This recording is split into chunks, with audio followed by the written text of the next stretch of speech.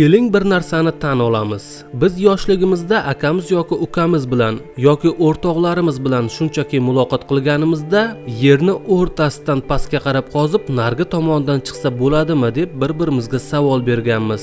Shunday emasmi? Keling bugun oradan bir qancha yillar o'tib ketgan bo'lsa-da, o'sha savolni javobini topishga harakat qilamiz. Keling maxsus apparatlar bilan yerni o'rtasidan to'g'ri pastga qazib, yerni boshqa tomondan chiqdik ham deylik. O'rtada juda uzun tunnel paydo bo'ladi. Keyin biz chuqurga qarab sakraymiz. Xo'sh, ma'lum bir muddatdan keyin yerni nargi tomonidan biz qay tarzda chiqamiz? Albatta osmondan tushmaymiz. Shunchaki pastdan, ya'ni tunneldan chiqamiz. Shundaymi? Endi aniq javobni eshiting. Birinchidan, hozirgi zamonda yerni o'rtasidan qazib, u yog'idan chiqib bo'lmaydi. Buning uchun insoniyatda yetarlicha texnika yo'q. Ikkinchidan, shu paytgacha yerni burg'ulab qazish oqibatida eng uzoq masofaga erishilgan chuqurlik bu 12262 metr bo'lgan. Aniqroq qilib aytadigan bo'lsak, insoniyat 12 kilometr yerni qazishga muvaffaq bo'lishgan. Shundan so'ng esa ular 170 darajali issiqlikka duch kelishgan va yerni burg'ulashni to'xtatishgan. Agarda olimlar bu issiqlikdan ham o'ta olishni ilojisini topishganda-chi, unda nima bo'lardi? Endi ular yana bir necha 100 kilometrdan so'ng 5400 gradus issiqlik bilan yuzma-yuz kelishardi. O'zingizga ma'lumki, bu issiqlikka dosh beradigan metalni o'zi yo'q. Agarda siz hozir bizga wolfram metali 3000 gradus issiqlikka dosh beradi desangiz, siz haq gapni aytgan bo'lasiz. Ha, bu metal 3000 gradus issiqlikka dosh bera oladi, lekin 5400 gradus issiqlik bu metalni ham eritib yuboradi. Keling masalani fantastik nuqtai nazardan hal qilamiz. Agarda qandaydir issiqlikka dosh beradigan metal ham o'ylab topildi deylik va olimlar uni maxsus texnikaga o'rnatib yerni nargi tomondan qazib chiqdi ham deylik. Keyinchi, endi chuqurlikka shunchaki sakrab yerni u yuzidan chiqsa bo'ladimi?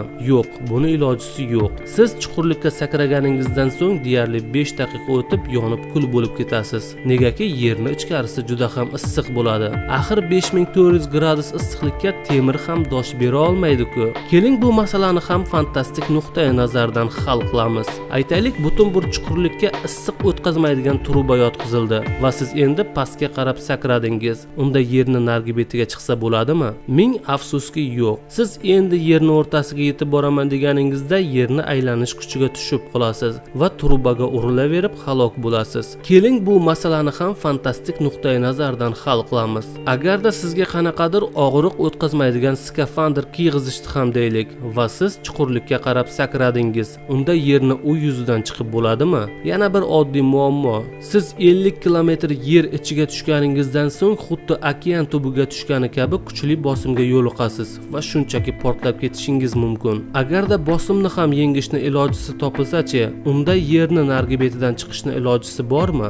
Endi aniq javobni eshiting. Agarda siz chuqurdan sakrasangiz, unda siz 42 daqiqadan so'ng yerni u yuzida bo'lasiz. Lekin endi yerni nargi yuzidan chiqaman deganingizda siz yana pastga qarab tushib ketasiz. Chunki sizni bu paytda yerni tortish kuchi yana kelgan joyingizga qaytarib yuboradi. Ana endi siz sakragan joyingizdan yana qaytib chiqaman desangiz, sizni yerni tortish kuchi yana yerni u yuziga qaytarib yuboradi.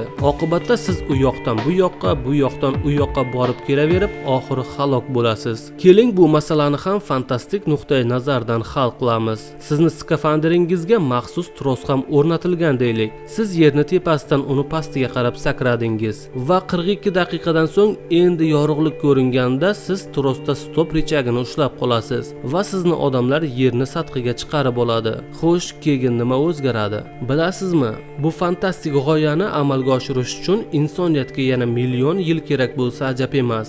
Lekin million yildan keyin biz umuman yer yuzida bo'lmaymiz. Shunday ekan, keling yaqin 50-60 yil ichida qiladigan ishlarimizni o'ylaylik. Fantastika esa fantastikaligicha qolaversin. Qiziqarli dunyo kanaliga a'zo bo'ling va yangiliklarni biz bilan birgalikda kuzatib boring.